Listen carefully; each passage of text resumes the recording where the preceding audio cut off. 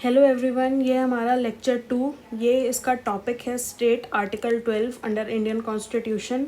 इसमें हम उसके आगे के कुछ पॉइंट्स जो रह गए थे आर्टिकल 12 के अंदर जो इम्पोर्टेंट है उसके बारे में डिस्कस करेंगे एंड कुछ इम्पॉर्टेंट केसेस जो आर्टिकल 12 से रिलेटेड हैं। कौन सा इंस्टीट्यूशन एंड कॉपरेशन स्टेट के डेफिनेशन के अंदर आता है और कौन सा नहीं आता, ये सारी चीज़ें हम देखेंगे।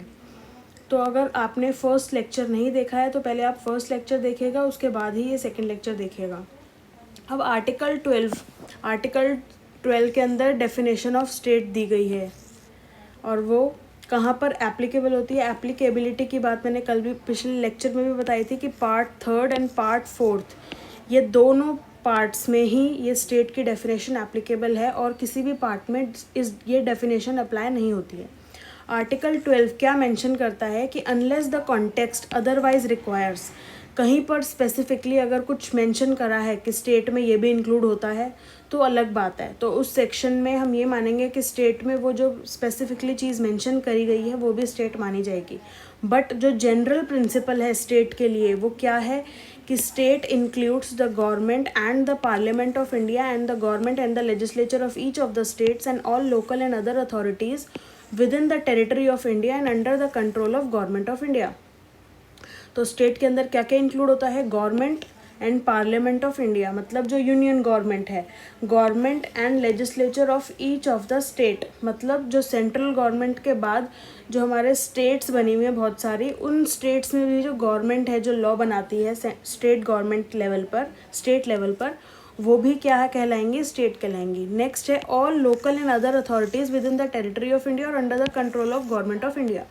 वो अथॉरिटीज़ वो लोकल भी हो सकती है और अदर अथॉरिटीज़ भी हो सकती हैं। वो अथॉरिटीज़ या तो इंडिया की टेरिटरी के अंदर ही हैं या फिर वो गवर्नमेंट ऑफ इंडिया के कंट्रोल में है। ज़रूरी नहीं है अगर वो अथॉरिटीज़ गवर्नमेंट ऑफ इंडिया के कंट्रोल में है तो ये ज़रूरी नहीं है कि वो इंडिया में ही हो, ठीक है। बट ये और बीच में दे रखा है कि या तो टेरिटरी के इंडिया के टेरिटरी के अंदर अंदर होना चाहिए या फिर under the control of government of India होना चाहिए। अब नेक्स्ट आर्टिकल 36 क्या कहता है? आर्टिकल 36 पार्ट 4 के अंदर आता है और आर्टिकल 12 जो है पार्ट 3 के अंदर आता है। आर्टिकल 36 ये कहता है unless the context otherwise requires, वही सेम चीज़ कि जब तक कुछ अलग कॉन्ट्रेरी ना दिया गया हो इस रिस्पेक्ट में कि स्टेट में ये भी डेफिनेशन है या इस डेफिनेशन में कुछ और इंक्लूड कर रहे हैं या एक्सक्लूड कर रहे हैं, कुछ भी हो सकता है। अगर स्पेसिफिकली कुछ मेंशन ना किया गया हो तो इन जनरल स्टेट की डेफिनेशन ये मानी जाएगी जो आर्टिकल 12 के अंदर गिवन है। तो आर्टिकल 36 कहता है the state has the same meaning as in part 3। Part 3 के अंदर जो स्टेट की डेफिनेशन गिवन है, जो कहाँ गिवन है? आर्टिकल 12 के अंदर, वही सेम डेफिनेशन पार्ट 4 पर भी अप्लाई होगी, ये कह रहा है आर्टिकल 36। नेक्स्ट है डॉक्टर B.R. अम्बेडकर ने डिस्क्राइब किया scope and importance of article 12 और उन्होंने बताया कि ऑब्जेक्ट ऑफ फंडामेंटल राइट जो है वो 2 फोल्ड है। जैसे every citizen must be in a position to claim those rights and they must be binding upon every authority. Doctor B.R. Ambedkar ने आर्टिकल को एक स्कोप और इम्पॉर्टेंस बताते हुए ये कहा कि फंडामेंटल राइट का जो ऑब्जेक्ट है वो 2 फोल्ड है। 2 चीज़ें ध्यान में रखते हुए फंडामेंटल राइट को बनाया गया था। फर्स्ट पॉइंट ये है कि हर सिटीज़न को कुछ राइट्स अवेलेबल हैं एंड वो सिटीज़न को अगर कोई भी राइट वायलेट होता है तो वो इस पोजीशन में होना चाहिए कि वो उस राइट को क्लेम कर सके और उसको एनफोर्स करवा सके। तो ये कह रहा है every citizen must be in a position to claim those rights. इस पोजीशन में होना चाहिए वो सिटीज़न कि वो उन राइट्स को क्लेम कर सके। सेकेंड पॉइंट है फंडामेंटल राइट हर अथॉरिटी पर बाइंडिंग है। तो वो अथॉरिटीज़ कौन कौन सी होंगी जिस पर बाइंडिंग है फंडामेंटल राइट? वो अथॉरिटीज़ आर्टिकल 12 के अंदर डिफाइंड है कि अगर फंडामेंटल का राइट्स का वायलेशन होता है, किसी भी इंडिविजुअल के फंडामेंटल राइट्स का वायलेशन होता है तो उन अथॉरिटीज़ को स्यू किया जा सकता है कि आपने फंडामेंटल राइट्स का वायलेशन किया है एंड वो नहीं कर सकते हैं और आप बाउंड हैं बाय द फंडामेंटल राइट्स, तो आपको उसको ऑब्लाइज करना है, उसको रिस्पेक्ट करना है। तो दे must be binding upon every authority. तो ये 2 फोल्ड के ऑब्जेक्ट से फंडामेंटल राइट्स को बनाया गया है। Therefore it is clear that fundamental rights must be binding not only upon central government, state government, panchayat, municipalities. ये क्लियर है ऐसा नहीं है कि जो फंडामेंटल राइट्स है वो सिर्फ सेंट्रल गवर्नमेंट पे बाइंडिंग है, सिर्फ स्टेट गवर्नमेंट पे बाइंडिंग है, या सिर्फ पंचायत पे बाइंडिंग है, या सिर्फ म्यूनसिपैलिटी पे बाइंडिंग है। जो फंडामेंटल राइट्स हैं वो सब पर बाइंडिंग होंगे इक्वली। ऐसा नहीं है कि सिर्फ सेंट्रल गवर्नमेंट ही बाइंडिंग है, वो ही जवाब देगी कि आपने इस पर्सन के राइट्स का वायलेशन किया है तो सिर्फ सेंट्रल गवर्नमेंट को ही सू किया जा सकता है। ऐसा नहीं है। हर अथॉरिटी, इनफैक्ट एवरी अथॉरिटी, क्या लिखा है यहाँ पे, in fact every authority which has been created by law, जो लॉ क्रिएट कर रही है, लॉ के द्वारा क्रिएट की गई सारी अथॉरिटी स्टेट की डेफिनेशन में आती हैं। Which has got certain powers to make law, to make certain rules, make bylaws are state under the article 12 and fundamental rights are binding upon state. वो states जो article 12 के अंदर आ रही हैं उन सब के ऊपर, जितनी भी अथॉरिटीज़ हैं उन सब के ऊपर फंडामेंटल राइट्स बाइंडिंग हैं। तो वो अथॉरिटी स्टेट्स होंगी जो कि गवर्नमेंट के फंक्शन परफॉर्म कर रही है, और आम तौर पर जो फंक्शन गवर्नमेंट का होना चाहिए था और गवर्नमेंट ने अपनी पावर को डेलीगेट कर दिया गया है। तो जिस अथॉरिटी के लिए पावर को डेलीगेट किया है गवर्नमेंट ने, जिस अथॉरिटी को डेलीगेट किया गया है, जिस अथॉरिटी के पास डेलीगेशन गया है कि अब आप ये काम कर सकते हैं, जो आम तौर पर गवर्नमेंट का काम था बट वो काम अब आप भी कर सकते हैं, तो वो अथॉरिटी गवर्नमेंट स्टेट कहलाएगी अंडर आर्टिकल 12। वो डिपार्टमेंट, वो कॉर्पोरेशन, वो इंस्टीट्यूशन, कुछ भी हो सकता है वो जिसको पावर डेलीगेट की गई हो। तो आर्टिकल 12 के अंदर जो स्टेट की डेफिनेशन है वो इंक्लूसिव है, एग्जॉस्टिव नहीं है। The definition of state under article 12 is inclusive and not exhaustive, मतलब वो अपने आप में कंप्लीट नहीं है। ऐसा भी हो सकता है कि आर्टिकल 12 में हम और भी इंस्टीट्यूशंस को, कॉर्पोरेशन को, कितने भी चीज़ों को और इंक्लूड कर सकते हैं। जैसे सपोज कोई लॉ बना नया और लॉ के अंडर कोई एक स्टैट्यूटरी बॉडी बना दी गई, तो उसको भी हम इंक्लूड करेंगे स्टेट की डेफिनेशन के अंदर। ऐसा नहीं है कि लॉ के अंदर वो नई कोई बॉडी बनी तो वो फंडामेंटल राइट्स को वायलेट कर सकती है, ऐसा नहीं है। तो उसको भी कॉन्स्टिट्यूशन के अकॉर्डिंग ही चलना पड़ेगा। The expression includes is use to accommodate new entity is within the scope of article 12। जो आर्टिकल 12 है उसके अंदर एक्सप्रेशन यूज़ किया गया है इंक्लूड्स, जिसकी वजह से हम कह सकते हैं जो आर्टिकल 12 के अंदर स्टेट की डेफिनेशन है वो इंक्लूसिव डेफिनेशन है। एंड इंक्लूड्स जो वर्ड यूज़ किया गया है उससे हम क्या जान पा रहे हैं, उससे क्या इंटरप्रिटेशन निकल रही है कि इस वर्ड से ये पता चलता है कि हम इस डेफिनेशन के अंदर बहुत सारा स्कोप है कि हम न्यू एंटिटीज़ जो भी बन रही हैं इन फ्यूचर टाइम पे या आगे जाके कोई भी न्यू लॉ बनता है उसके अंडर कोई बॉडी कॉर्पोरेट होती है, एस्टैब्लिश होती है, तो उसको भी आर्टिकल 12 के स्कोप में लाया जा सकता है। Hence authority is not specified in this article. Authority कौन सी है कौन सी नहीं है वो कुछ भी स्पेसिफाई नहीं किया गया है आर्टिकल 12 के अंदर। May also fall with in it if they otherwise specify the characteristics of the state.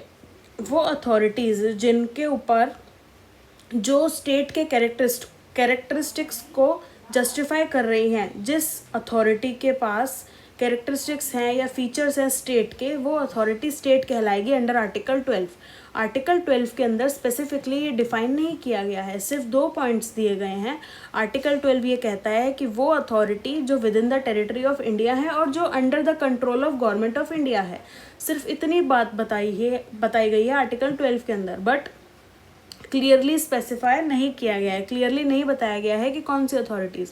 तो वो अथॉरिटीज़ जो गवर्नमेंट के फंक्शन परफॉर्म कर रही हैं, वो अथॉरिटीज़ जो परफॉर्म करती है वो फंक्शन जो ऑर्डिनरीली परफॉर्म किया जाना चाहिए था गवर्नमेंट के द्वारा, तो it is clear that it is state under article 12। ये क्लियर है कि वो जो अथॉरिटी है वो स्टेट कहलाएगी अंडर आर्टिकल 12।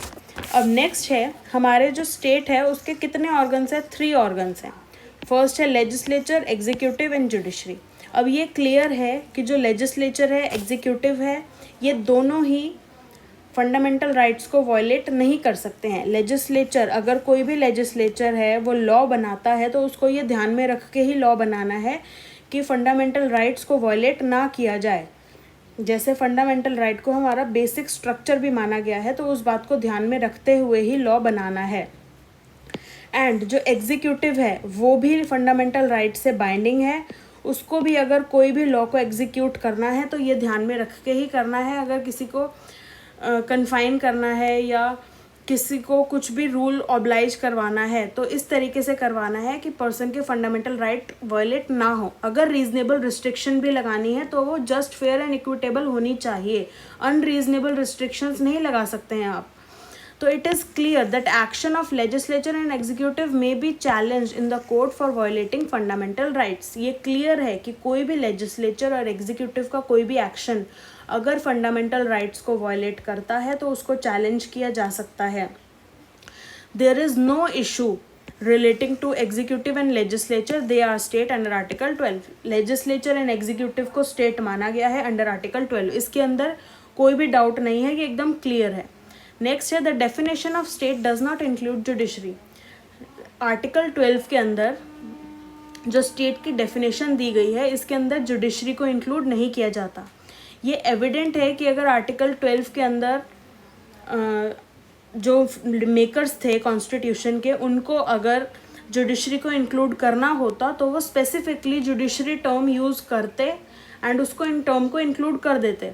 तो the framers of the constitution were to the view to include, अगर उनका वैसा व्यू होता कि स्टेट की डेफिनेशन के अंदर उनको स्पेसिफिकली जुडिशरी को इंक्लूड करना है तो वो स्पेसिफिकली लिख देते वहाँ पे जुडिशरी टर्म, बट उन्होंने नहीं किया। तो रीज़न क्या है इसका? The cause of non inclusion of judiciary is the definition of status, faith, trust, confidence in judiciary. Judiciary को डेफिनेशन, स्टेट की डेफिनेशन में इंक्लूड नहीं किया जाता। किस वजह से? कि उसका स्टेटस इस तरीके का है, ट्रस्ट है, फेथ है, कॉन्फिडेंस है एंड जुडिशरी के अंदर जो भी कॉमन लोग हैं, जो भी आम लोग हैं, उनका एक फेथ है, ट्रस्ट है, उनका एक भरोसा है जुडिशरी के ऊपर कि ये यहाँ से तो न्याय हमें मिलेगा ही।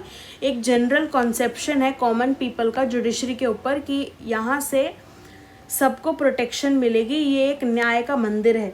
तो जुडिशरी हमारा जो फंडामेंटल राइट्स का गार्जियन है तो वो भी एक तरीके से बाउंड है, क्योंकि जब वो गार्जियन है, यहाँ से न्याय मिलना है, तो वो एक तरीके से अपने आप ही वो ऑब्लाइज करेगी फंडामेंटल राइट्स को। तो स्पेसिफिकली ये इंक्लूड नहीं किया गया है क्योंकि कॉमन पीपल का अपने आप ही ट्रस्ट है उसका। तो दो चीज़ों को लेके एक क्वेश्चन अराइज होता है कि whether judiciary is a state under article 12 और नॉट। क्या जुडिशरी स्टेट की डेफिनेशन के अंदर इंक्लूड होता है आर्टिकल 12 के अंदर, और अदर अथॉरिटीज़ और लोकल अथॉरिटीज़ में क्या क्या इंक्लूड होता है, क्या नहीं होता है। इसके अंदर भी क्वेश्चन है कि expression local and other authorities within the territory of India,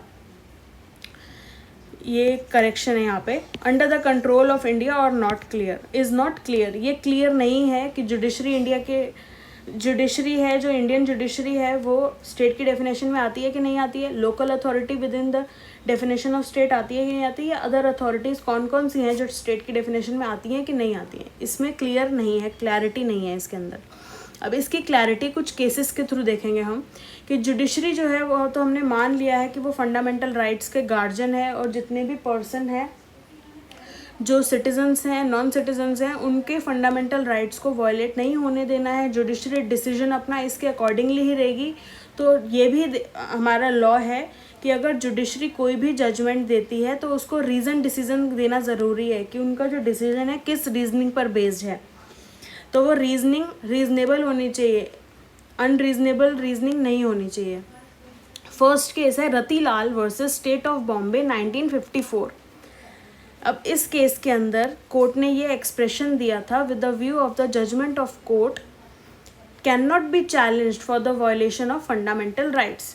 इसमें कोर्ट ने कहा था, और ये कोर्ट कौन सी थी? बॉम्बे हाई कोर्ट ने ये अपना व्यू दिया था कि कोई भी अगर कोर्ट की जजमेंट है उसको आप चैलेंज नहीं कर सकते हो इस बेसिस पे कि वो फंडामेंटल राइट्स के वायलेशन में है। तो अगर कोर्ट किसी भी व्यक्ति के, किसी भी सिटीज़न के फंडामेंटल राइट का वायलेशन कर भी देती है तो आप उसको चैलेंज नहीं कर सकते हो। इट मीन्स जुडिशरी जो है वो बाउंड बाय फंडामेंटल राइट्स नहीं है। नेक्स्ट केस आया था Naresh Shridhar Mirajkar versus state of Maharashtra 1966 का केस। इस केस में ऑनरेबल सुप्रीम कोर्ट ने ये कहा था कि फंडामेंटल राइट जो है वो is not infringed by the order of court. Court जो है वो कोई भी ऑर्डर दे सकती है, बट उस ऑर्डर से फंडामेंटल राइट इन्फ्रिंज नहीं होने चाहिए। अगर कोर्ट कोई ऑर्डर दे रही है तो ये बात ध्यान में रखते हुए देगी कि फंडामेंटल राइट्स को पूरी रिस्पेक्ट दी जानी चाहिए, उसका वायलेशन नहीं होना चाहिए किसी भी पर्सन का, चाहे वो अक्यूज पर्सन ही क्यों ना हो, उस पर शक है, उस पर प्रोसीडिंग चल रही है, अगर वो कन्विक्ट पर्सन है तब भी उसके फंडामेंटल कुछ राइट्स ऐसे हैं जो उनका प्रोटेक्ट करना ज़रूरी है। नेक्स्ट केस है AR Antulay versus RS Nayak 1988। इसमें कोर्ट ने कहा, court can not pass an order और issue in direction which would be violative of fundamental rights. Court कोई भी ऐसा ऑर्डर और कोई भी ऐसी डायरेक्शन पास नहीं कर सकता जो कि फंडामेंटल राइट ऑफ सिटीजन के वायलेशन में हो। ये बहुत क्लियर है इसी रीज़न से कि जुडिशरी जो है वो स्टेट का पार्ट है।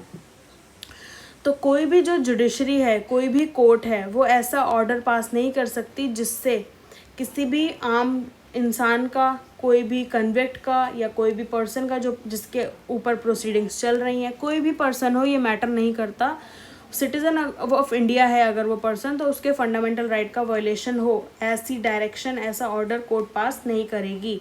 एंड इस रीज़न से हमें ये पता चलता है, इस स्टेटमेंट से हमें ये पता चलता है, it is clear that judiciary is a part of state.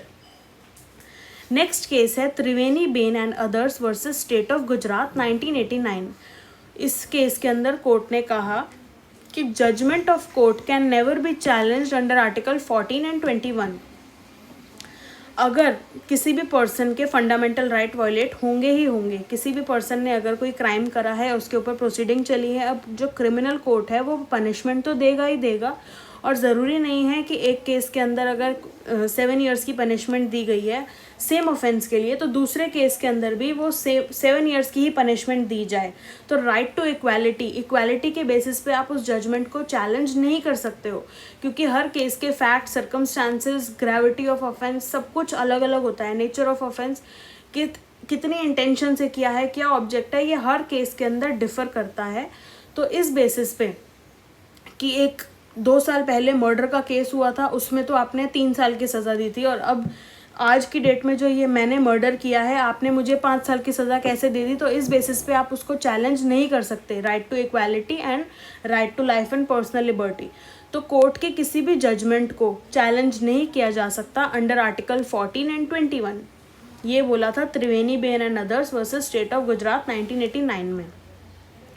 Next है अब लोकल अथॉरिटीज़। लोकल अथॉरिटीज़ कौन सी अथॉरिटीज़ होंगी जो आर्टिकल 12 के अंदर इंक्लूड की जाएंगी? The constitution of India does not define local authorities. Local authorities को कॉन्स्टिट्यूशन में डिफाइन नहीं किया गया है। द एक्सप्रेशन अथॉरिटीज़ मीन्स कोई भी बॉडी जिसके अंदर पावर इन्वेस्ट है कमांड करने की, डिसीजन लेने की, इन्फोर्स कराने की, कुछ भी डिसीजन जो उन्होंने लिया है लॉ को इन्फोर्स कराने की, और जिसके पास कुछ राइट्स हैं, जो मतलब जिनके पास पावर है कि वो कमांड कर सके, और ये भी पावर है कि सामने वाले बंदे से उन कमांड को ओबे भी करवा सके। तो body invested with power to command और गिव एन अल्टीमेट डिसीजन और एनफोर्स ओबीडियंस और having a legal right to command and to obey, ये होती है अथॉरिटी। जो लोकल अथॉरिटी है वो कहाँ पर डिफाइन है? वो डिफाइन है section 3 clause 31 of general clauses act 1897। ये डिफाइन करता है लोकल अथॉरिटी शैल मीन अ म्यूनसिपल कमिटी, कोई भी municipal committee, district board, board of port commissioners और अदर अथॉरिटी लीगली एंटाइटल, जो लीगली एंटाइटल है, एंट्रस्टेड बाय गवर्नमेंट, गवर्नमेंट जिस पे भरोसा कर रही है, गवर्नमेंट ने जिसको लीगली एंटाइटल करा है कि आप ये कंट्रोल एंड मैनेजमेंट देखेंगे इस डिपार्टमेंट का, तो उसको हम लोकल अथॉरिटी कहेंगे। और जो मैनेज कर रहे हैं लोकल फंड्स जो भी होंगे वो उसमें गवर्नमेंट ही मैनेज कर रही है उसमें। अदर अथॉरिटीज़ जो हैं वो इंडियन कॉन्स्टिट्यूशन में डिफ़ाइन नहीं की गई हैं, जैसे कि सेम जो लोकल अथॉरिटीज़ था वो भी इंडियन कॉन्स्टिट्यूशन में डिफ़ाइन नहीं किया है, ऐसे ही अदर अथॉरिटीज़ भी डिफ़ाइन नहीं किया गया है। बट जो जुडिशरी है, जुडिशरी ने बहुत बार इसको इंटरप्रेट किया है, इसको डिफ़ाइन करने की कोशिश की है, एंड उसका जो जुडिशल ओपिनियन है वो बहुत बार चेंज होता गया है। जो सुप्रीम कोर्ट है उसने डेवलप किया है concept of instrumentality of the state. Other authorities को डिफ़ाइन करने के लिए ही सुप्रीम कोर्ट ने इस कॉन्सेप्ट को डेवलप करा एंड बताया कि ये जो कॉन्सेप्ट के अंदर कोई भी अगर अथॉरिटी आ रही है, authority which can be regarded as an instrumentality of state fall under Article 17 as other authority under Article 14. अगर कोई भी अथॉरिटी इंस्ट्रूमेंटैलिटी ऑफ स्टेट के अंदर आ रही है तो वो आर्टिकल 12 के अंदर भी आएगी, और कहाँ पर आएगी, कौन से हेड में आएगी, आर्टिकल 12 के अदर अथॉरिटीज़ में। ये पहले ही बताया गया है कि दो तरीके की अथॉरिटीज़, दो टाइप्स ऑफ अथॉरिटीज़, दो काइंड्स ऑफ अथॉरिटीज़ बताई गई हैं आर्टिकल 12 में, those with in the territory of India and those under the control of government of India. अब आर्टिकल 12 के अंदर इंस्ट्रूमेंटैलिटी और एजेंसी ऑफ द स्टेट भी डिफाइन नहीं किया गया है, तो इसका भी इंटरप्रिटेशन जुडिशरी ही करती है। जुडिशरी ने कुछ टेस्ट पास किए गए हैं, कोर्ट के द्वारा ही कुछ टेस्ट लेट डाउन किए हैं कि अगर ये टेस्ट कोई भी कॉरपोरेशन, कोई भी कंपनी, कोई भी इंस्टीट्यूशन अगर ये टेस्ट को पास कर लेता है तो जुडिशियल इंटरप्रिटेशन में कोर्ट ने उनको ये माना है कि अगर आपने ये टेस्ट पास किया तो आप स्टेट माने जाएंगे अंडर आर्टिकल 12। जो टर्म है उसके अंदर डेफिनेशन में एग्जॉस्टिव नेचर की नहीं है, वो इंक्लूसिव नेचर की है, तो इसके अंदर बहुत सारी चीज़ों को और इंक्लूड करा जा सकता है। इट इज़ पॉसिबल दैट इंस्ट्रूमेंटैलिटीज़ और agency may not be part of the government department. ज़रूरी नहीं है कि इंस्ट्रूमेंटैलिटी और एजेंसी ऑफ अ स्टेट जो है वो स्टेट का पार्ट हो ही, या किसी भी गवर्नमेंट डिपार्टमेंट का पार्ट हो। ऐसा भी हो सकता है कि वो पार्ट नहीं है गवर्नमेंट डिपार्टमेंट का, बट अगर वो वायलेशन करता है फंडामेंटल राइट्स का तो उसको हम स्टेट का पार्ट मानेंगे under the definition of article 12, जैसे कि government companies and public undertakings. Next हैं कुछ important cases. University of Madras versus Shantabai. Earlier जो कोर्ट का ओपिनियन था वो एक लैटिन मैगज़िन के ऊपर था। लैटिन मैगज़िन को अप्लाई करते थे ये चेक करने के लिए कि वो जो इंस्टीट्यूशन है, वो कॉर्पोरेशन है, वो स्टेट की डेफिनेशन में आती है कि नहीं आती है। तो ये लैटिन मैगज़िन है एडजस्टम जेनरिस। कोर्ट ने इसको अप्लाई करा ये चेक करने के लिए कि वेदर कोई भी कॉर्पोरेशन जो है या कोई भी इंस्टीट्यूशन जो है वो स्टेट की डेफिनेशन में आता है कि नहीं आता है। तो इस केस में भी कोर्ट ने यही रूल अप्लाई करा एंड ये हेल्ड करा कि यूनिवर्सिटी जो है वो स्टेट की डेफिनेशन में नहीं आती अंडर आर्टिकल 12। कोर्ट ने एडजस्टम जेनरिस को अप्लाई करा, और बेसिकली एडजस्टम जेनरिस का मीन्स है कि ऑफ सेम काइंड जिसका मीनिंग है। अब एडजस्टम जेनरिस को अप्लाई कर कोर्ट ने क्या देखा कि यूनिवर्सिटी, गवर्नमेंट, लेजिस्लेचर को अगर हम एक साथ कंस्ट्रू करते हैं, एक साथ इंटरप्रेट करते हैं, तो गवर्नमेंट का जो फंक्शन है, लेजिस्लेचर का जो फंक्शन है वो सेम है, काफ़ी हद तक ऑफ सेम काइंड है। बट दूसरी तरफ तीसरी जो हमने पॉइंट रखा था वो है यूनिवर्सिटी का फंक्शन ना ही गवर्नमेंट से मेल खाता है ना ही लेजिस्लेचर से मेल खाता है। तो इसी वजह से ये जो है एडजस्टम जेनरिस अप्लाई करके उन्होंने ये हेल्ड करा कि university was not other authority under article 12। अब the construction with ejusdem generis with the government और legislature so construed can only mean authority is exercising governmental function. वो अथॉरिटी जो गवर्नमेंटल फंक्शंस परफॉर्म कर रही हैं वही अथॉरिटी स्टेट की definition में आएंगी अंडर अदर अथॉरिटी।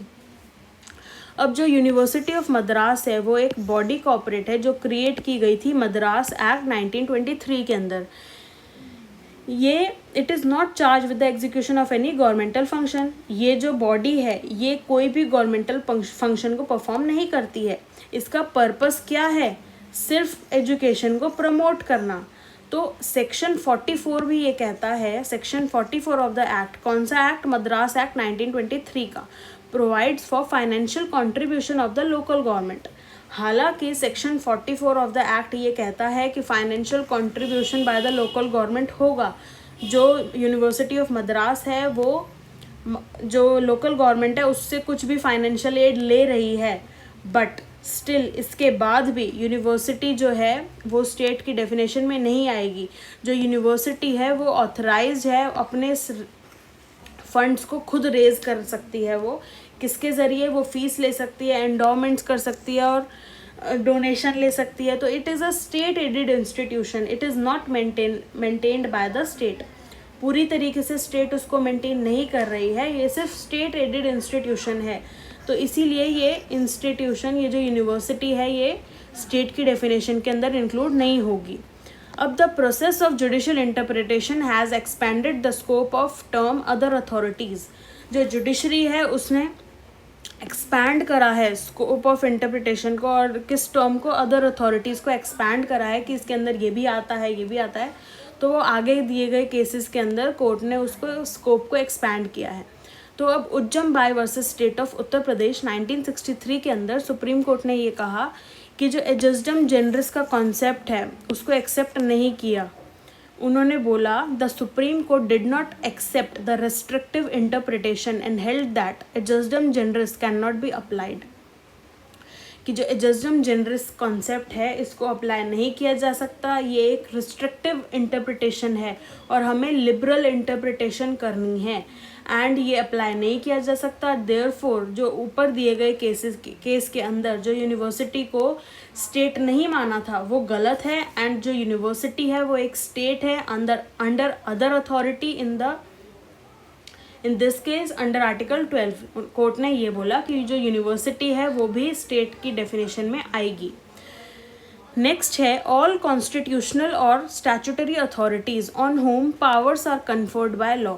वो स्टैट्यूटरी और कॉन्स्टिट्यूशनल अथॉरिटीज़ जिनके ऊपर पावर कन्फर करी है लॉ ने, कोई भी लॉ के थ्रू बनी हुई कोई भी अथॉरिटी है जिसको पावर मिली है, कहाँ से, लॉ से ही पावर मिल रही है, तो it is not at all material for some of the powers conferred may be for the purpose of carrying on commercial activities. ये मटेरियल नहीं है कि वो पावर का पर्पस, पावर जो दी है वो उसका पर्पस क्या है, कमर्शियल एक्टिविटी को कैरी करना, तो ये मटेरियल नहीं है। ये मैटर नहीं करता कि पर्पस क्या था, पावर कहाँ से मिली, पावर स्टेट से मिली या लॉ से मिली, लॉ कौन बनाता है, स्टेट बनाता है। तो एक तरीके से हम यही मानेंगे कि स्टेट से पावर मिली उस अथॉरिटी को, तो अगर उस अथॉरिटी को स्टेट से पावर मिली है तो हम ये मानेंगे वो जो अथॉरिटी है वो स्टेट की डेफिनेशन के अंदर आती है। ये मैटर नहीं करता कि वो किस पर्पस से उसको पावर दिया गया है।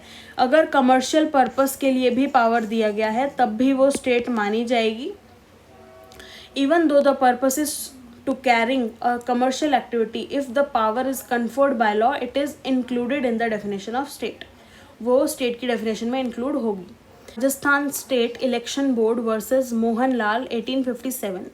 इस केस में कोर्ट ने बोला कि अदर अथॉरिटीज़ जो है वो बहुत एक वाइड एक्सप्रेशन है, इसके अंदर इंक्लूड किया जा सकता है कि वो सारी अथॉरिटीज़, एवरी अथॉरिटी जो क्रिएट की गई है और जिसका function with in the territory of India है और under the control of government of India है। जो आर्टिकल 12 के अंदर डेफिनेशन दी गई थी उसी से रिलेटेड है कि फंक्शन कर रहा है वो, और फंक्शन इंडिया के अंदर कर रहा है और under the control of government of India के अंदर कर रहा है, तो वो सारी अथॉरिटीज़ अदर अथॉरिटीज़ के अंदर आएंगी अंडर आर्टिकल 12।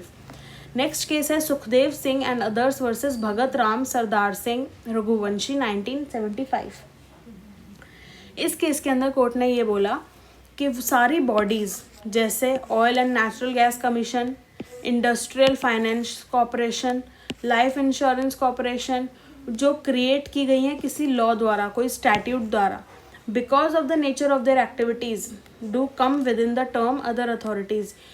ये जिस तरीके का काम करती हैं उन एक्टिविटीज़ के बेसिस पे ये डिसाइड किया गया था कि वो आर्टिकल 12 के अंदर अदर अथॉरिटीज़ के अंदर इंक्लूड की जाएंगी, इवन दो वो रियलिटी में कमर्शियल पर्पस के लिए कॉन्स्टिट्यूट की गई थी, बट ये मैटर नहीं करता। जैसे कि हमने पिछले केस में देखा, वो फंक्शन देखेंगे उनकी एक्टिविटीज़ किस नेचर की हैं, अगर उसकी एक्टिविटीज़ गवर्नमेंट का जैसे फंक्शन होता है उस नेचर की हैं तो वो स्टेट मानी जाएंगी अंडर आर्टिकल 12। नेक्स्ट है Raman D Shetty versus international airport authority 1979। ये एक इम्पॉर्टेंट केस है जिसमें कोर्ट ने एक इंक्लूसिव और एक्सक्लूसिव टेस्ट डिटरमाइन करा, जिसमें ये टेस्ट डिटरमाइन कर सकता है कि whether a corporation is acting as an instrumentality of और एजेंसी ऑफ द गवर्नमेंट और नॉट, कि कोई कॉर्पोरेशन जो है वो इंस्ट्रूमेंटैलिटी और एजेंसी ऑफ गवर्नमेंट है कि नहीं है। तो ये 5 टेस्ट हैं अगर ये अप्लाई हो रहे हैं, और ऐसा भी नहीं है कि ये पांचों के पांचों एसेंशियल वहाँ पर होने चाहिए किसी भी कॉर्पोरेशन में। अगर कोई एक एसेंशियल भी वहाँ पर है तब भी वो अथॉरिटी स्टेट की डेफिनेशन के अंदर आएगी। फर्स्ट है फाइनेंशियल असिस्टेंस अगर मिल रहा है उस कॉर्पोरेशन को, स्टेट से अगर फाइनेंशियल असिस्टेंस मिल रहा है तो वो स्टेट है अंडर आर्टिकल 12।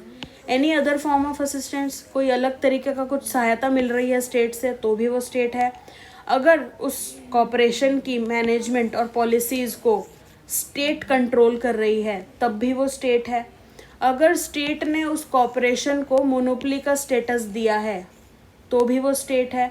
फंक्शन जो है उसके क्लोजली रिलेटेड है किससे, गवर्नमेंटल फंक्शन जो होते हैं ना उसी तरीके के फंक्शन है जो वो कॉरपोरेशन भी परफॉर्म कर रही है, सेम फंक्शंस या क्लोजली रिलेटेड फंक्शन, बिल्कुल सेम नहीं है बस कुछ हद तक सिमिलर हैं, तब भी वो स्टेट कहलाएगा अंडर आर्टिकल 12। नेक्स्ट है अजय हसिया वर्सेस खालिद मुजीब केस 1981। इस केस के अंदर सुप्रीम कोर्ट ने बोला, supreme court summarise the test for determining as to when the corporation can be said to be an instrumentality और एजेंसी ऑफ गवर्नमेंट। इस केस के अंदर भी कोर्ट ने सेम एक टेस्ट लेट डाउन किया जैसे कि ऊपर दिए गए केस के अंदर किया था, इंक्लूसिव एंड एग्जॉस्टिव टेस्ट। वैसे ही अजय हसिया के केस पे भी सेम एक टेस्ट को डिटरमाइन किया गया कि अगर इनमें से कोई भी एक एजेंशियल वहाँ पर होगा तो वो कॉर्पोरेशन इंस्ट्रूमेंटैलिटी और एजेंसी ऑफ गवर्नमेंट मानी जाएगी एंड वो स्टेट की डेफिनेशन के अंदर इंक्लूड होगी।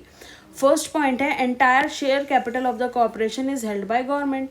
अगर शेयर कैपिटल सारी जो है वो गवर्नमेंट के पास जा रही है तो वो स्टेट मानी जाएगी। सेकंड, फाइनेंशियल असिस्टेंस मिल रहा है गवर्नमेंट से, स्टेट से।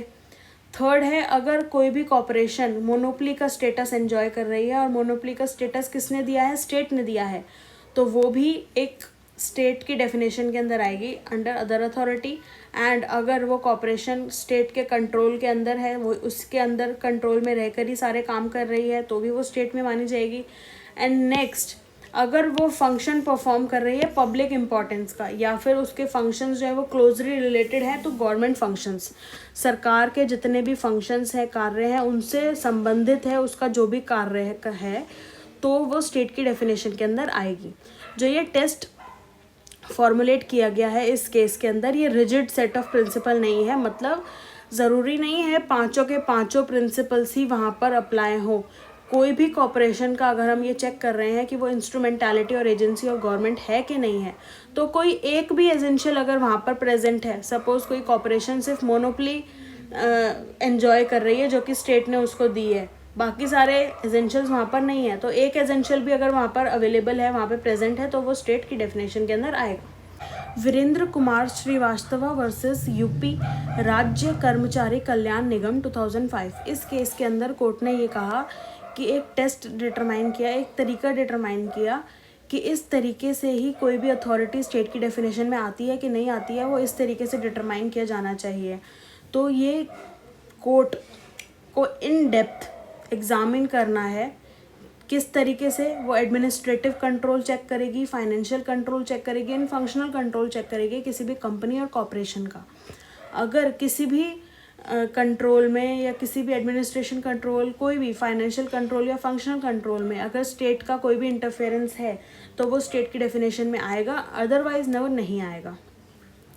नेक्स्ट जो नीचे दिए गए हैं ये कुछ चीज़ें दी गई हैं और कुछ इंपॉर्टेंट केसेस दिए गए हैं या कुछ इंस्टीट्यूशन है, कॉर्पोरेशन है, कमिटीज़ हैं जो स्टेट की डेफिनेशन के अंदर इंक्लूड किए गए हैं। जैसे council for scientific and industrial research, ये स्टेट है। सैनिक स्कूल सोसाइटी, ये स्टेट है। यूपी राज्य कर्मचारी कल्याण निगम, ये भी एक स्टेट है। राजस्थान इलेक्ट्रिसिटी बोर्ड, ये भी एक स्टेट है। Indian council of agricultural research, ये भी एक स्टेट है। Indian statistical institute is state. Children's aid society, ये भी एक स्टेट है। बुद्धिस्ट स्कूल, ये भी एक स्टेट है। अब नीचे जो दिए गए हैं ये हैं following are not included in the definition of state, ये स्टेट की डेफिनेशन में नहीं आते। जैसे कि फर्स्ट है board of control for cricket in India, second है institute of constitutional and parliamentary studies, next है national council of educational research and training, next international crops research institute, cooperative banks, stock holding corporation of India, institute of road and transport technology, Utkal Gomangal Samiti, ये सब state नहीं है। Cooperative credit and service society limited, red cross society, ये जितने भी हैं ये सारे स्टेट नहीं हैं। ये किस केस के अंदर हेल्ड किया गया है ये भी इसके साथ ही दिया गया है। Thank you so much for watching. अगर आपको ये लेक्चर पसंद आया है तो प्लीज़ लाइक करें, शेयर करें, सब्सक्राइब करें एंड अपने फ्रेंड्स के साथ शेयर करना बिल्कुल मत भूलिएगा। Thank you.